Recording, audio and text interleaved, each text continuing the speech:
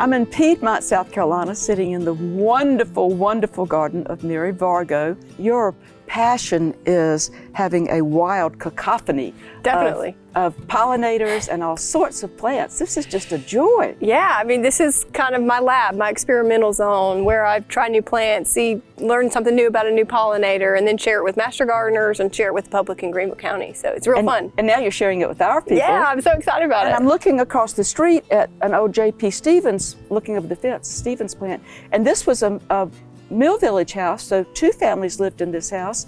And fortunately, there's not a homeowners association because I don't think they'd let you stay in. I would be kicked out for sure. I couldn't be in that rigid set of rules. So thank God there's none here. But starting in the front yard, you do have steps going up to the house, but then it's just it's a meadow of, it looks like nature planted it, but I think you made a lot of decisions about what went in there. So let's talk about some of your favorite things that we see in the front, and what are some things you've done to give some structure to it? Definitely.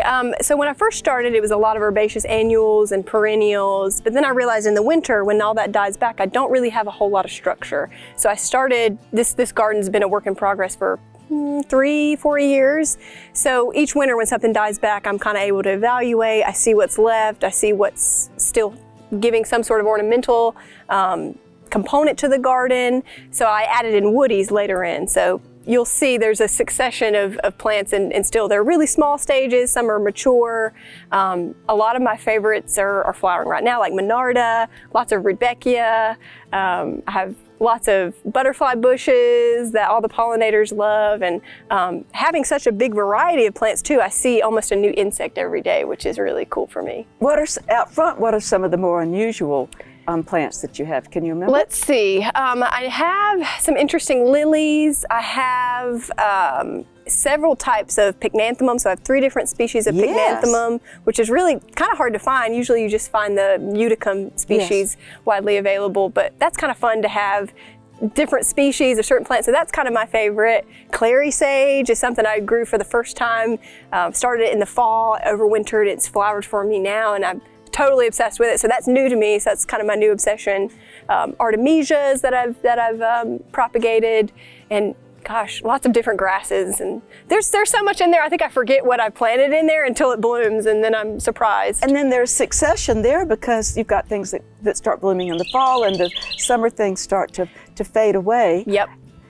The backyard looks in spots like a more traditional suburban backyard, kind of, sort of. Your wonderful husband Daniel has made some terrific furniture, given you a greenhouse, which is great.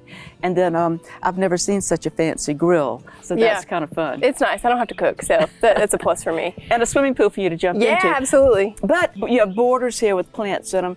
And again, I think you've tried to get some structure to make everything kind of settle in. So let's talk a little bit about the things here. Yeah, so I'm constantly evaluating. I try to see what's working spring, summer, trying to have some kind of bloom. Maybe if it's not blooming, it's giving me some sort of foliage interest or texture, or it's structure, that's important too in gardens. So right now, most of this is spring, summer blooming. I'm trying to add more fall bloomers in here and there when I see something kind of on the way out. The bachelor's button is starting to go out. That's a cool season annual. So I know I'm gonna have to replace that. So I have mums in the greenhouse that I'll just pop in their place, and that will be my fall bloomers. I've got, kiwi vine in the corner. It's kind of sited in the wrong spot.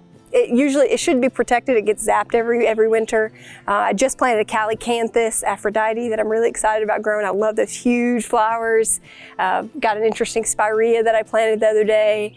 Constantly adding something, constantly trying to see what works. Why are the little cactus stuck around here and there? Yeah, the cactus are for my dogs. They love to get in my garden bed, so I kind of put cacti in certain areas where they might get in, and maybe they'll get a poke, and I don't have to have that problem of them trampling in my beds anymore. But it works sometimes, not all the time. Mary, you have a fenced area that looks like that one wasn't designed for beauty, that was designed for a purpose. Yeah, absolutely. I've started growing back there before I filled in any of the beds back here. Now it's sort of a stock plant generator. I take things that have reseeded, put them in other beds, so it's a nice way for me not to have to buy plants or start seeds. And I don't think the dog can get in. And the dog can't get in, which is really nice. So it's totally gated off. So now I've kind of just let it reseed. It provides, like I said, plants for other areas of the yard that I might want to replant. I've got lots of hollyhocks in there that reseed. They'll giant plants.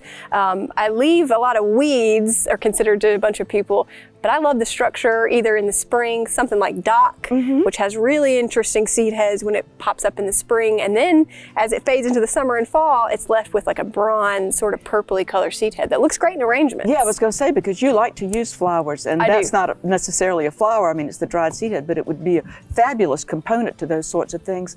And then when you're not picky, you don't say it has to be a native or it has to be this. Definitely not. If there's a problem with a non-native, maybe it's spreading a little too aggressively or it's getting a disease repetitively, I am responsible and try to take that out of my garden. But it's a free-for-all. I don't discriminate when it comes to a plant in my garden. I'm really inspired by the shapes and forms and flower types and the types of pollinators they attract. So if it works for them and works for me, I keep it. Have you had some neighbors who have said, could I have a little start of things? Absolutely. Are you kind of spreading? Absolutely. I have a neighbor across the street that's really been getting into plants, and a couple other people down the street that I'll lay plants out and tell them that they're welcome to have, you know, free plants, those kind of things. But for the most part, not everybody keeps up their yard. I'm definitely you can tell which yard is mine when you pull on my street, I guess you could say. But it's a fun thing. But I like to see people drive real slow when they're maybe driving by, looking at all the plants. And that's a good feeling that they're enjoying it as well. Mary, the inside of your house, thanks to your wonderfully capable husband, has been changed from what it was originally. And in one room, it's kind of Mary's room for when you need to settle in and maybe focus. And tell me some of the things you do there. It was quite fascinating. Yeah, I love, not only do I garden, but I'm somewhat of an artist too. I love to press flowers, foliage from my garden, from other people's garden. And it really works well as, you know, I think your friend does press flower cards for people. So if it's around a holiday or a birthday, I can kind of make a little gift and give them and share my garden in that aspect.